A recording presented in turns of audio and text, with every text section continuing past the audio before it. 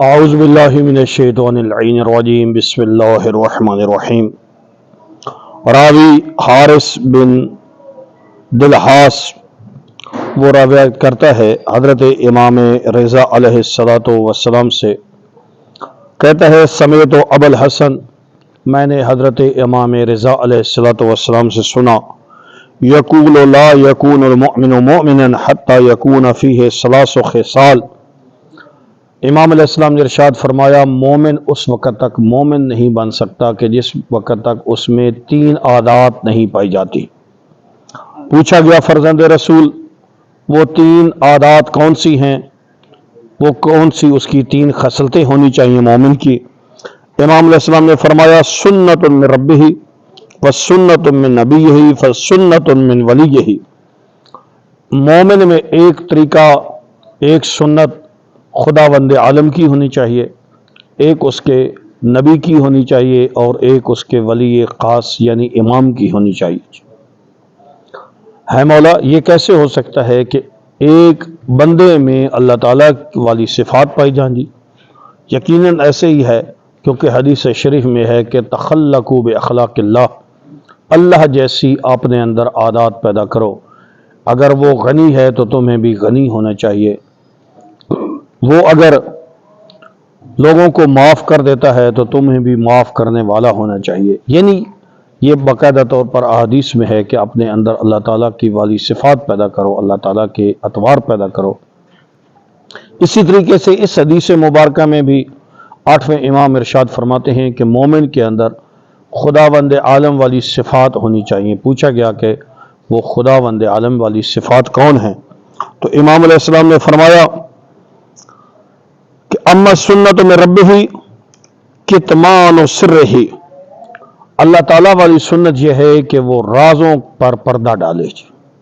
اللہ تعالیٰ کی جو بہترین صفت، بلکہ خالق کائنات کی تو ساری صفات ہی بہترین ہیں، ایک بہترین اس کی صفت جو اس کے بندے کے بارے میں ہے کہ اللہ تعالیٰ اپنے بندے کے رازوں پر پردے ڈال دیتا ہے۔ اللہ تعالیٰ اپنے بندے کے عیبوں کو کبھی ظاہر نہیں کرتا، کیونکہ وہ خود ارشاد فرماتا ہے عالم الغیب فلا یظہر علی غیب احد الا من ارتضی من رسول، کہ وہ غیب کی باتوں کو جانتا ہے لیکن وہ کسی غیب کی باتوں پر اپنے خاص بندوں کے علاوہ مطلع نہیں فرماتا، یعنی غیب کی باتوں پر پردہ ہی پڑا رہنے دیتا ہے، وہ اس کا پردہ چاک نہیں فرماتا۔ مومن کو بھی ایسا ہی ہونا چاہیے کہ وہ کسی مومن کے عیوب کو دیکھتا ہے تو اس کے اوپر پردہ ڈال دے۔ اما سنت میں نبی ہی، نبی والی صفت ہونی چاہیے۔ نبی والی صفت کون ہے؟ امام علیہ السلام نے ارشاد فرمایا فمدارات الناس، لوگوں کے ساتھ نرمی اور مدارات کرے۔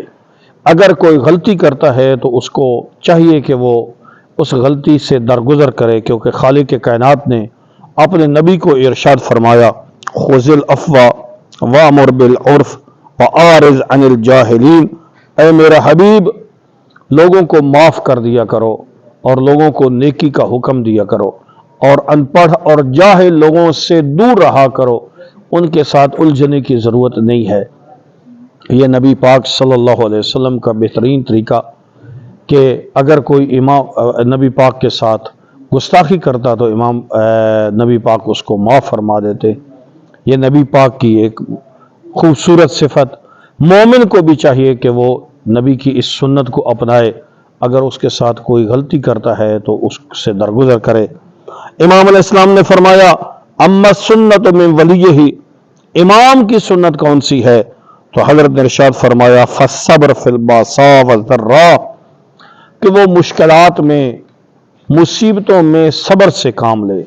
جس طریقے سے فرزند رسول نے میدان کربلا میں بہت سارے مصائب کے پہاڑ ٹوٹے، لیکن اس کے باوجود امام علیہ السلام نے صبر سے کام لیا اور اپنے راستے پر گامزن رہے۔